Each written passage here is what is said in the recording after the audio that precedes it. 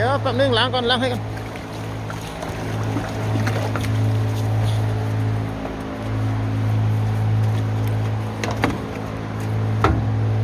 เดี๋ยวแป๊บนึง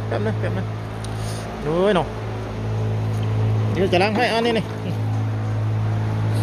ล้างให้ก่อนคนขยันอยู่ที่ไหนก็ลำบากอย่างเพิ่นว่าเนาะ